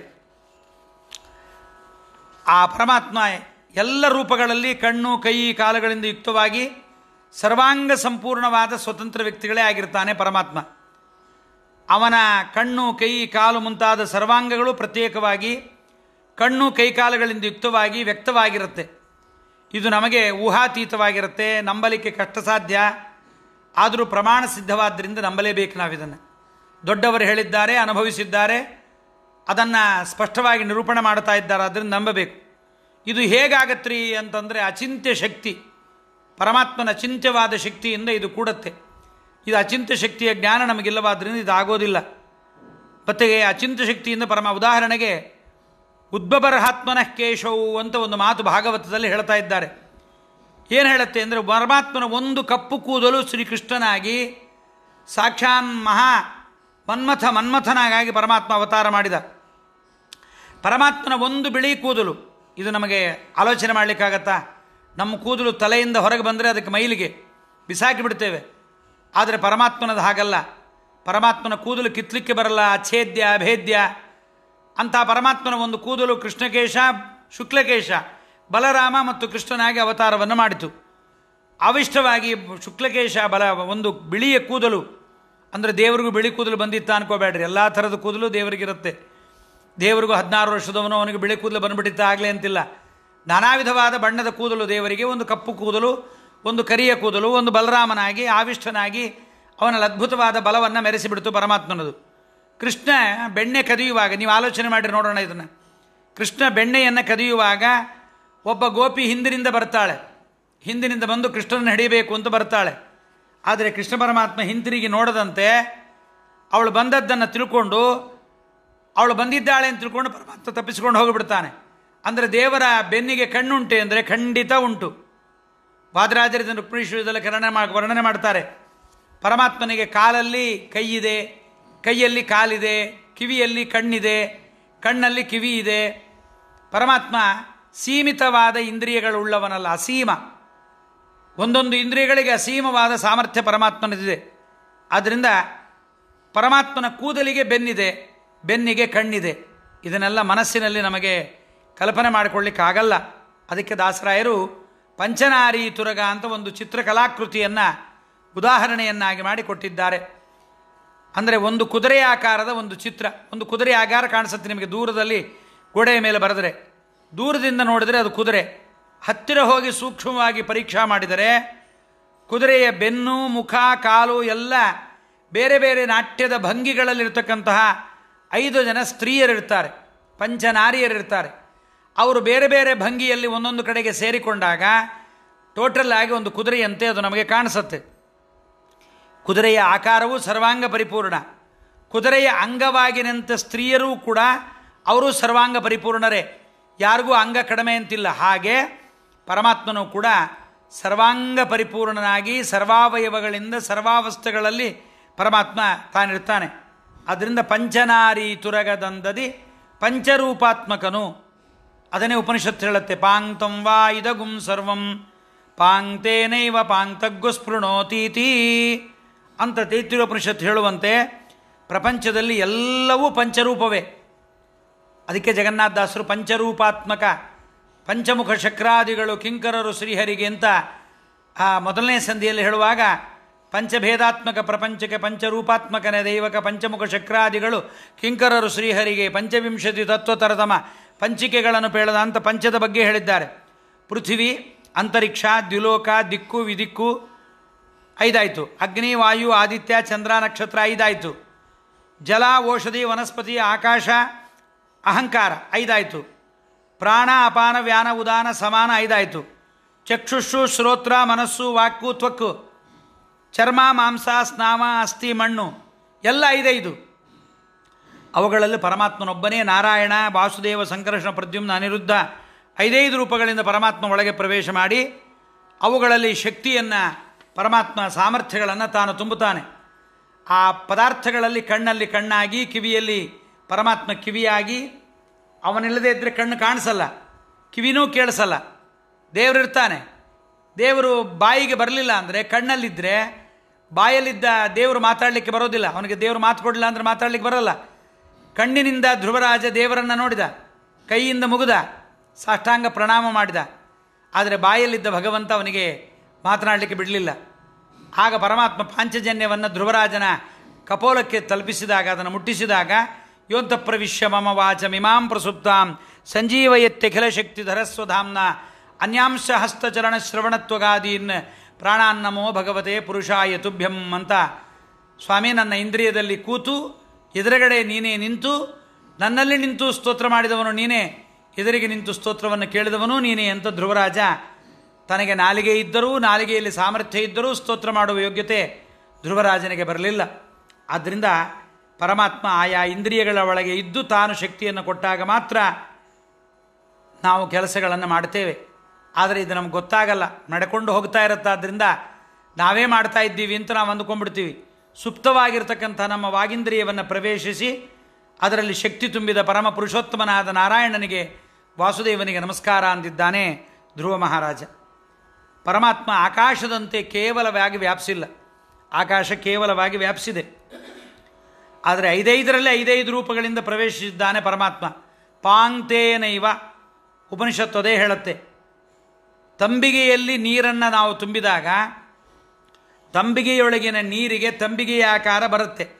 ಪರಮಾತ್ಮನಿಗೆ ಆಯಾ ವಸ್ತುಗಳಲ್ಲಿ ವ್ಯಾಪಿಸಿದಾಗ ಆಯಾ ವಸ್ತುಗಳ ವ್ಯಾಪಾರ ಪರಮಾತ್ಮನಿಗೆ ಆ ಆಕಾರ ಬರುತ್ತೆ ಅಂತ ಅನ್ನಬಾರದು. ನೋಡ್ರಿ, ಇದೊಂದು ತುಂಬ ರಹಸ್ಯ.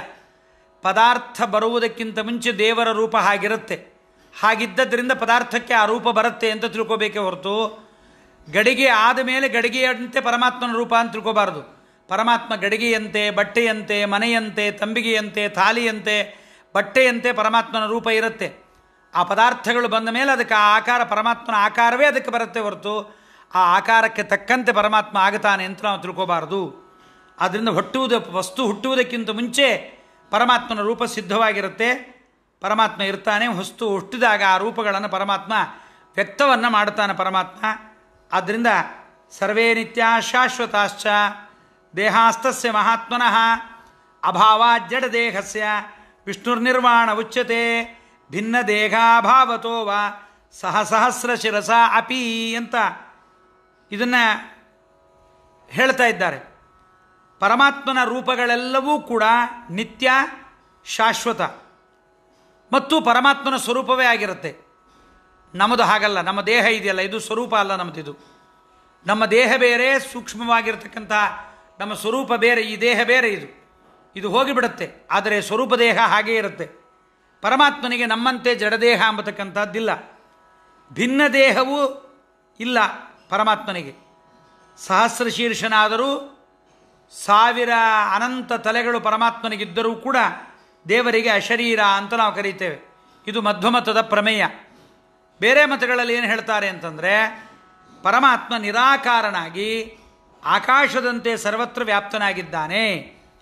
ಅವನು ಅನಂತ ರೂಪ ಅಂತ ಅನಿಸಬೇಕಾದ್ರೆ ಅನಂತ ದಿವ್ಯ ಶರೀರಗಳನ್ನು ದೇವರು ಪರಿಗ್ರಹ ಮಾಡಬೇಕು ಅಂತಾರೆ ಬೇರೆ ಮತದವರು. ಆದರೆ ಪರಮಾತ್ಮ ಶರೀರವನ್ನು ಪರಿಗ್ರಹ ಮಾಡೋದು ಅಂದ್ರೇನು? ಶರೀರ ಬರಬೇಕಾದ್ರೆ ಅವನಿಗೆ ಪುಣ್ಯದಿಂದ ಶರೀರ ಬರಬೇಕಲ್ವಾ? ದೇವರಿಗೆ ಪುಣ್ಯ ಅವನು ಯಾಕೆ ಮಾಡಬೇಕು? ದೇವರು ಪುಣ್ಯವನ್ನು ಅವನು ಪುಣ್ಯ ಸಂಪಾದನೆ ಮಾಡಿ ದೇಹ ಸಂಪಾದನೆ ಮಾಡಬೇಕು ಅಂತಿಲ್ಲ ಪರಮಾತ್ಮನಿಗೆ. ಅವನಿಗೆ ಪುಣ್ಯ ಪಾಪಗಳ ಲೇಪ ಇಲ್ಲ ಪರಮಾತ್ಮನಿಗೆ.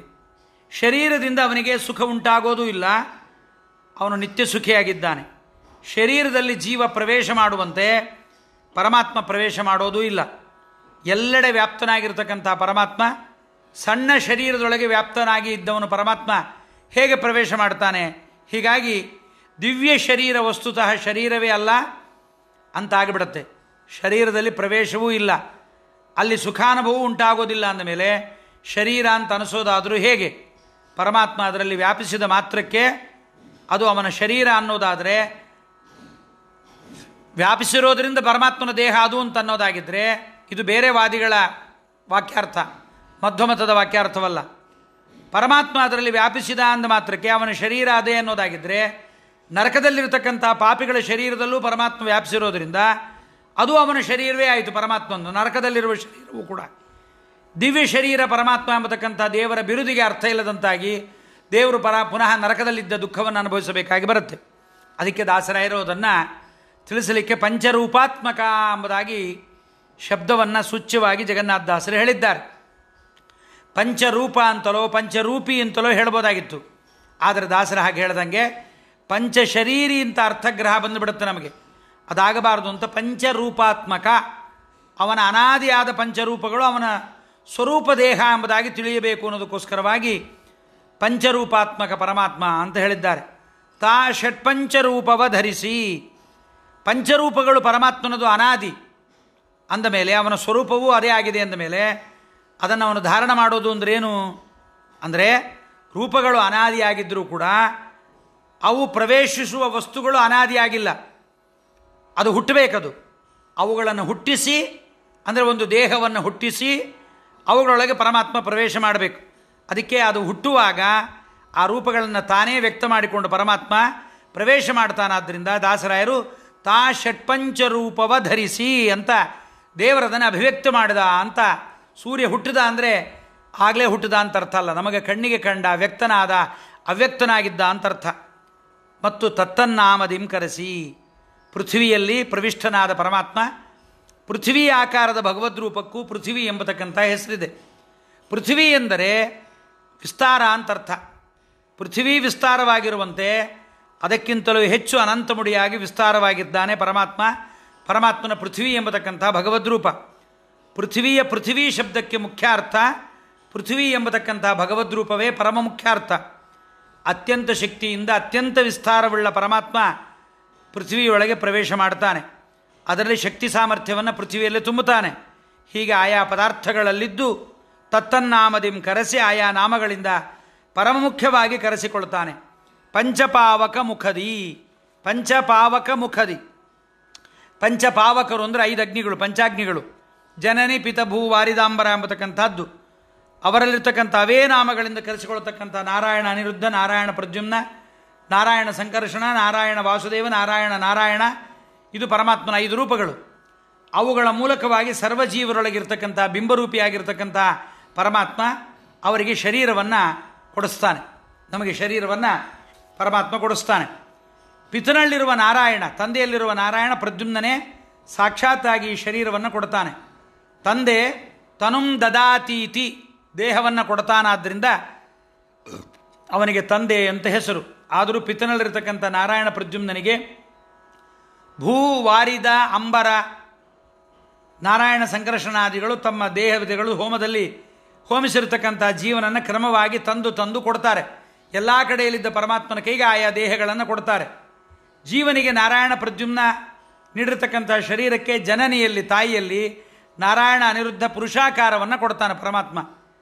ಹೀಗಾಗಿ 5 ಭಗವದ್ರೂಪಗಳು ಸೇರಿ ಜೀವನಿಗೆ ಶರೀರ ಎಂಬತಕ್ಕಂಥದ್ದನ್ನು ತಂದು ಕೊಡ್ತಾನೆ. ಬಿಂಬರೂಪಿಯಾದ ಹರಿ ಜೀವರ ಕರ್ಮಾನುಸಾರವಾಗಿ ಇವರಿಂದ ಶರೀರವನ್ನು ಕೊಡಿಸ್ತಾನೆ. ಇದು ಪರಮಾತ್ಮನಿಗೆ ಲೀಲೆ. ಇಲ್ಲದಿದ್ದರೆ ದೇವರು ಏನು ಮಾಡ್ಬೇಕು ಹೇಳ್ರಿ? ನಮಗೇನೋ ಹೆಂಡತಿ ಮಕ್ಕಳು ದುಡ್ಡು ಸಂಪಾದನೆ ರೋಗ ರುಜಿನ ನಮಗೆಲ್ಲ ಇರುತ್ತೆ. ಏನೂ ಇಲ್ಲದೆ ದೇವರು ಸುಮ್ಮನೆ ಆದರೂ ಹ್ಯಾಕೆ ಕೂತ್ಕೋತಾನೆ ಹೇಳ್ರಿ? ಏನಾದರೂ ಒಂದು ಕೆಲಸವನ್ನು ದೇವರು ಇಟ್ಕೋಬೇಕು. ಅದಕ್ಕೆ ಈ ಜೀವರ ಸೃಷ್ಟಿ, ಜೀವರಿಗೆ ಪ್ರಾರಬ್ಧ ಕರ್ಮ ಉಣಿಸೋದು, ನರಕ ಸ್ವರ್ಗಾದಿಗಳಿಗೆ ಕರ್ಕೊಂಡು ಹೋಗೋದು, ತಾಯಿ ಹತ್ರ ಕರ್ಕೊಂಬರೋದು, ತಂದೆ ಹತ್ರ ಕರ್ಕೊಂಬರೋದು, ಆಕಾಶದಲ್ಲಿ ಹೋಮ ಮಾಡೋದು, ಸ್ವರ್ಗಕ್ಕೆ ಕರ್ಕೊಂಡು ಹೋಗೋದು, ಇವೆಲ್ಲ ಬಂಧಗಳನ್ನು ಮಾಡೋದು, ಬಂಧನಗಳನ್ನು ಬಿಡಿಸೋದು, ಇದೆಲ್ಲ ಅಭಿಮಾನಗಳನ್ನು ಕೊಡೋದು, ಅಭಿಮಾನ ಬಿಡಿಸೋದು, ಇವೆಲ್ಲ ದೇವರು ಮಾಡದೇ ಇದ್ದರೆ ಅವನಿಗೆ ಬೇರೆ ಏನು ಕೆಲಸ ಇದೆ ಹೇಳ್ರಿ? ನಮ್ಮನ್ನು ಉದ್ಧಾರ ಮಾಡೋದೊಂದೇ ಅವನಿಗೆ ಕೆಲಸ. ಮಿಕ್ಕಿದ್ದೇನು ಗಂಡ ಹೆಂಡತಿಗೆ ಬಿರಿವು ಏನೂ ಕೆಲಸ ಇಲ್ಲ. ಬಿಂಬ ಬೇರೆ ಎಲ್ಲ, ಇದು ಪರಮಾತ್ಮ ಹೀಗೆ ಮಾಡ್ತಾನೆ. ಗುಣಮಯ ಪಂಚರೂಪಾತ್ಮಕ ಶರೀರವ ಧರಿಸಿ. ತಾಯಿ ಶರೀರವನ್ನು ಪ್ರವೇಶ, ಶಿಶು ಶರೀರ ಪಾಂಚಭೌತಿಕವಾಗಿದ್ದು ಪ್ರಕೃತಿಯ ಗುಣತ್ರಯಗಳಿಂದ ಕೂಡಿರುತ್ತೆ. ತಾಯಿಯ ದೇಹದಲ್ಲಿ ಬರ್ತಕ್ಕಂಥ ದೇಹ ಸಾತ್ವಿಕ ಕರ್ಮದಿಂದ ಸಾತ್ವಿಕ ಗುಣಮಯವಾದ ಸಾತ್ವಿಕ ಶರೀರ, ರಾಜಸ ಕರ್ಮದಿಂದ ರಜೋಮಯವಾದ ರಾಜಸ ಶರೀರ, ತಾಮಸ ಕರ್ಮದಿಂದ ತಮೋಮಯವಾದ ತಾಮಸ ಶರೀರ ಜೀವನಿಗೆ ಬರ್ತಕ್ಕಂಥದ್ದಾಗತ್ತೆ. ಪಂಚವಿಧ ಜೀವರಿಗೆ ಕೊಡ್ತಾನೆ ಪರಮಾತ್ಮ. ಯಾರ್ಯಾರಿಗೆ? ದೇವ, ಋಷಿ, ಪಿತೃ, ನರಾಹ. 5 ಜನರಿಗೆ. ದೇವತೆಗಳು, ಋಷಿಗಳು, ಪಿತೃಗಳು, ಅಂದರೆ ರಾಜರು, ನರಾಹ ಅಂದರೆ ಮಾನವರು. 5 ಋಷಿಗಳಿಗೆ ಅಂದರೆ ದೇವತೆಗಳು, ಋಷಿಗಳು, ಪಿತೃಗಳು, ಚಕ್ರವರ್ತಿಗಳು, ಮನುಷ್ಯೋತ್ತಮರು ಅಂತ 5 ಬಗೆಯಾಗಿರ್ತಕ್ಕಂಥ ಸಾತ್ವಿಕ ಜೀವರಿಗೆ ದೇವತೆಗಳು ಪಂಚಾಗ್ನಿಯಲ್ಲಿ ಹೋಮಿಸೋದ್ರಿಂದ ಪಂಚವಿಧ ಜೀವರಿಗೆ ಪಾಂಚಭೌತಿಕವಾದ ಶರೀರವನ್ನು ಕೊಟ್ಟು, ದೇವತೆಗಳು ಕೂಡ ಶಾಪಾದಿಗಳಿಂದ ಭೂಮಿಯಲ್ಲಿ ಬಂದಾಗ ಜನಿಸುವಾಗ ಅವರನ್ನು ಕೂಡ ಪಂಚಾಗ್ನಿ ಹೋಮದಲ್ಲೇ ಹೋಮವನ್ನು ಮಾಡ್ತಾರೆ. ಅಲ್ಲಲ್ಲೇ ರಮಿಸುವನು ಪರಮಾತ್ಮ. ದೇವತೆಗಳಿಗೆ ಅವರು ಭೂಮಿಯಲ್ಲಿ ಅವತರಿಸುವಾಗ ಸಾತ್ವಿಕ ಶರೀರವನ್ನು ಕೊಟ್ಟು ಅವರ ಶರೀರದಲ್ಲಿ ಹರಿಭಕ್ತಿ ಅಲೌಕಿಕವಾದ ಆನಂದವನ್ನು ಪರಮಾತ್ಮ ಕೊಡ್ತಾನೆ ದೇವತೆಗಳಿಗೆ.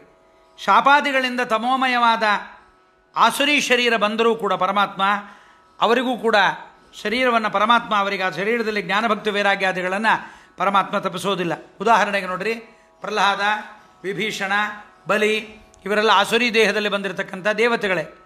ಅವರಿಗೆ ಆ ತಾಮಸ ಶರೀರಗಳಲ್ಲೂ ಕೂಡ ಶ್ರವಣ ಮನನ ಕೀರ್ತನಾದಿ ಆನಂದವನ್ನು ಕೊಟ್ಟು ಅವರಿಗೆ ಆನಂದವನ್ನು ಪರಮಾತ್ಮ ಕೊಡ್ತಾನೆ, ರಮಿಸ್ತಾನೆ. ಪ್ರಾರಬ್ಧ ವಶದಿಂದ ಅಸುರಾವೇಶಯುಕ್ತರಾಗಿ ದೇವತೆಗಳು ಒಂದೊಮ್ಮೆ ಹುಟ್ಟಿಬಿಡ್ತಾರೆ. ಆಗ ಹೊರಗಡೆ ಹರಿಯನ್ನು ದ್ವೇಷ ಮಾಡ್ತಾ ಇರ್ತಾರೆ. ಅಂತರ್ಭಕ್ತಾಹ ಬಹಿಕ್ರುದ್ಧಾಹ ಅಂತಾರೆ ಆಚಾರ್ಯ 7ನೇ ಸ್ಕಂದ ಭಾಗವತದಲ್ಲಿ. ಒಳಗಡೆ ಅಂತರಂಗದಲ್ಲಿ ಪರಮಾತ್ಮನಲ್ಲಿ ಭಕ್ತಿಯನ್ನು ಮಾಡ್ತಾ ಇರ್ತಾರೆ, ಹೊರಗಡೆ ದ್ವೇಷವನ್ನು ಮಾಡ್ತಾ ಇರ್ತಾರೆ. ಹೀಗಾಗಿ ಸಾತ್ವಿಕರಿಗೆ ಗುಣಮಯವಾದ ಪಾಂಚಭೌತಿಕ ಶರೀರವನ್ನು ಪರಮಾತ್ಮ ಕೊಟ್ಟು ಅವರಿಗೆ ಅಲ್ಲಲ್ಲಿ ಆನಂದವನ್ನು ಕೊಡ್ತಾನೆ ಎಂಬತಕ್ಕಂಥ ಈ ಒಂದು ದೊಡ್ಡ ಪ್ರಮೇಯವನ್ನು ಪಂಚನಾರಿ ತುರಗದಂದದಿ ಅಂತ ಜಗನ್ನಾಥದಾಸರು ಪಂಚನಾರಿ ತುರಗದಂದದಿ ಪಂಚರೂಪಾತ್ಮಕನುತಾ ಷಟ್ ಪಂಚರೂಪವಧರಿಸಿ ತತ್ತನ್ನಾಮದಿಂ ಕರೆಸಿ ಪಂಚಪಾವಕ ಮುಖದಿ ಗುಣಮಯ ಪಂಚಭೂತಾತ್ಮಕ ಶರೀರವ ಪಂಚವಿಧ ಜೀವರಿಗೆ ಕೊಟ್ಟಲ್ಲಲ್ಲೇ ರಮಿಸುವನು. ಹೀಗೆ ಜಗನ್ನಾಥದಾಸರು ಪಂಚಮಹಾಯಜ್ಞ ಸಂಧಿಯಲ್ಲಿ ಜೀವರನ್ನು ದೇವತೆಗಳು ಹೋಮ ಮಾಡತಕ್ಕಂಥ ಕ್ರಮವನ್ನು, ಆ ಪರಮಾತ್ಮನ ಬಳಿಗೆ ಜೀವರನ್ನು ತಂದು ಕೊಡ್ತಕ್ಕಂಥ ಈ ಕ್ರಮವನ್ನು ಚಿಂತನೆ ಮಾಡ್ತಕ್ಕಂಥವರಿಗೆ ನರಕಾದಿಗಳ ದುಃಖ ಇಲ್ಲದಂತೆ, ಪುನಃ ತಾಯಿಯ ಗರ್ಭದ ದುಃಖವೂ ಇಲ್ಲದಂತೆ ಪರಮಾತ್ಮ ಅನುಗ್ರಹ ಮಾಡ್ತಾನೆ. ಪರಮಾತ್ಮ ಹೀಗೆ ವ್ಯಾಪ್ತನಾಗಿದ್ದು ಯಾವುದೇ ದೇಹದಲ್ಲಿ ನಾವಿದ್ದರೂ ಕೂಡ ಗುಣಮಯವಾದ ಸಾತ್ವಿಕ ರಾಜಸ ತಾಮಸಮಯವಾದ ದೇಹದಲ್ಲಿ ನಾವು ಬಂದಿದ್ದರೂ ಕೂಡ ಪರಮಾತ್ಮ ಅನುಗ್ರಹವನ್ನು ಮಾಡ್ತಾನೆ ಎನ್ನುವ ದೊಡ್ಡದಾದ ಪ್ರಮೇಯವನ್ನು ಜಗನ್ನಾಥದಾಸರು ಹೇಳಿದ್ದಾರೆ. ಈ ಪಂಚಮಹಾಯಜ್ಞ ಸಂಧಿ, ಪಂಚತನ್ಮಾತ್ರ ಸಂಧಿ ಇವುಗಳನ್ನೆಲ್ಲ 2 ಬಾರಿ 3 ಬಾರಿ ಕೇಳಬೇಕು. ಕೇಳಿದಾಗ ಮಾತ್ರ ನಿಧಾನಕ್ಕೆ ಅರ್ಥವಾಗತ್ತೆ. ಬೇಗ ಒಮ್ಮೆಯೇ ಇದರಲ್ಲಿ ಅಭಿರುಚಿ ಬರೋದಿಲ್ಲ. ಅದೇ ಶಬ್ದಗಳು ಬಂದಂತೆ ಇರುತ್ತೆ. ಅದೇ ನಾರಾಯಣ ಅನಿರುದ್ಧ ಪ್ರದ್ಯುಮ್ನ ಸಂಕರ್ಷಣ ವಾಸುದೇವ ತುಂಬ ಕಠಿಣವಾದ ಪ್ರಮೇಯ ಇದ್ದಂತೆ ಮನಸ್ಸಿಗೆ ಬೇಗ ಝಟಿತಿ ಹಿಡಿಯಲ್ಲ. ಪುನಃ ಕೇಳಿದಾಗ ಭಗವಂತ ಒಳಗೆ ನಿದ್ದು ಇದನ್ನು ಒಮ್ಮೆ ಕೇಳಿಸಿದ್ದಾನೆ ಅಂದರೆ ಪುನಃ ಅದರಲ್ಲೇ ಅಭಿರುಚಿಯನ್ನು ಪರಮಾತ್ಮ ಕೊಟ್ಟು ಅನುಗ್ರಹವನ್ನು ಮಾಡ್ತಾನೆ. ಆದ್ದರಿಂದ ಇದರಲ್ಲಿ ಪ್ರವೇಶವನ್ನು ಮಾಡೋಣ ಅಂತ ಹೇಳ್ತಾ ಇವತ್ತಿನ ಉಪನ್ಯಾಸವನ್ನು ಮುಗಿಸ್ತಾ, ನಾಳೆ ಪುನಃ 4:15 ಗಂಟೆಗೆ ಇದೇ ಮಾಧ್ಯಮದಲ್ಲಿ ನಾವಿಬ್ಬರು ಭೇಟಿಯಾಗೋಣ. ಶ್ರೀ ಕೃಷ್ಣಾರ್ಪಣಮಸ್ತು. ಹರೇ ನಮಃ. ಕಾಯೇನ ವಾಚ ಮನಸೇಂದ್ರಿಯೋ ಬುದ್ಧಾತ್ಮನಾವ ಅನುಸೃತ ಸ್ವಭಾವಂ ಕರೋಮಿದ್ಯ ಸಕಲಂ ಪರಸ್ಮೈ ನಾರಾಯಣಾಯೇತಿ ಸಮರ್ಪಯಾಮಿ. ಯದಕ್ಷರ ಪದಭ್ರಷ್ಟ ಮಾತ್ರಾಯಂ ಸದ್ಭವೇತ್ ತತ್ಸರ್ವಂ ಕ್ಷಮ್ಯತಾದ್ದೇವ. ನಾರಾಯಣ ನಮೋಸ್ತುತೆ.